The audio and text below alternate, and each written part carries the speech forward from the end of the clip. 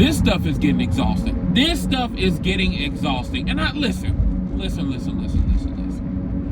I see both sides. At the end of the day, for the people that say, oh, just because it's a female character or just because it's a gay character or a character of color doesn't mean it's going to be woke. I get it. You are right about that. But you got to understand why people are so, like, paranoid with that or, like, leery of that. Because in 2024, everything is so agenda-based. Agenda comes before quality. Agenda comes before pleasing the fans. So this is why fans are getting, you know, every time there is something other than what the norm is, other than what the perceived norm is, they get upset. I get it. Because like me and a lot of other people, we just want to play a good video game. I just want to play a good video game. If the game is good, it's good. Because I'm not going to do it either way. I'm not going to say a game is good just because it serves an agenda that I believe in or support. And I'm not going to say it, and I'm not going to say it's bad just because I feel like it may be a little bit of agenda in there. But when something is shoved, nobody wants something to be shoved down their throat.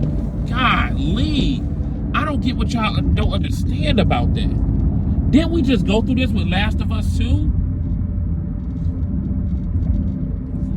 People don't want something shoved down their throat. People don't want, oh, this is what this game. Haha, we got a female character. Haha, strong woman. Haha, boss chick. Haha, Abby, blah, blah, blah.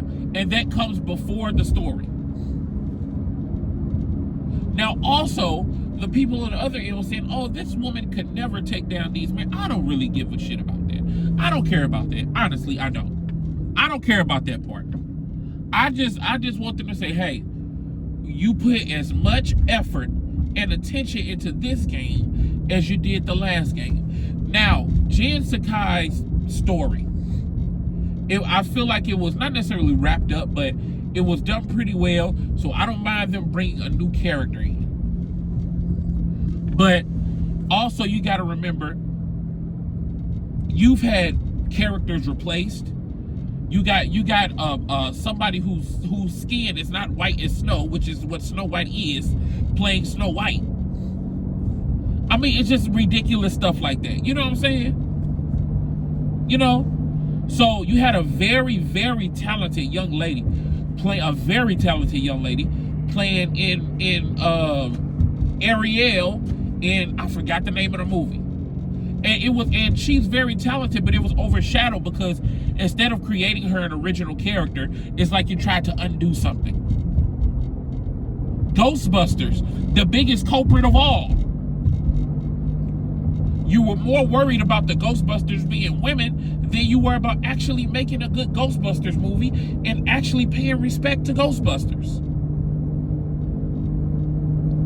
So this is why people are so afraid of any type of change, because you all steady put agenda above quality.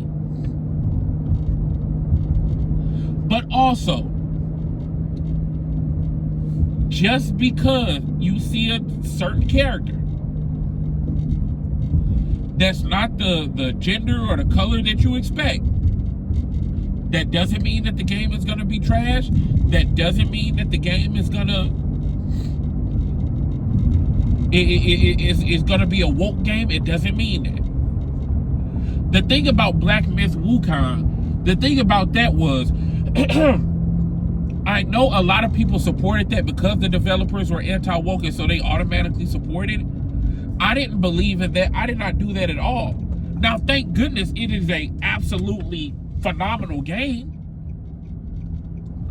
Absolutely, and it's frustrating, but I'm frustrated from dying. I'm not frustrated with the game, and it is way less buggy than I thought it was gonna be. And I've had this game for a while, where people were still saying, "Look, don't get this on console."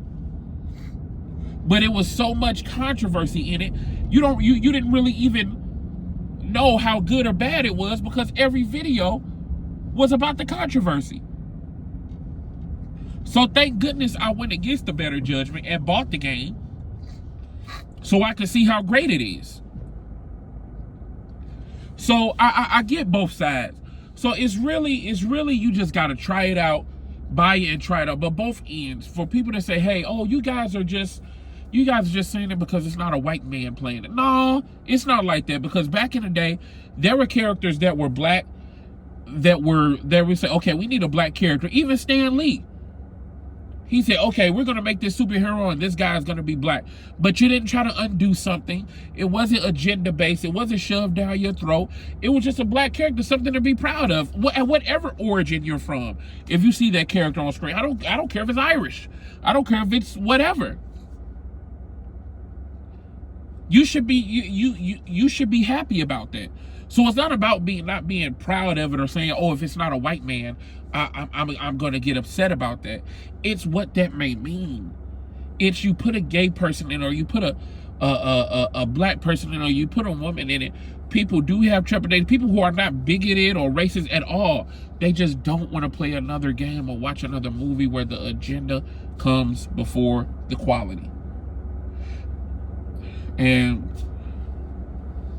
that's basically what I got to say. All this is exhausting. So just like Black Myth Wukong, my mind was to get it, and I got it, and I loved it. So I'm going to get this one too. And hopefully it's great. Hopefully it's a great story. But we going to see. But just the presence of a female character is not going to make me not buy it. And just the presence of a female character is not going to make me say, yay, girl power, and buy it. Because I don't care about that. I want a good game.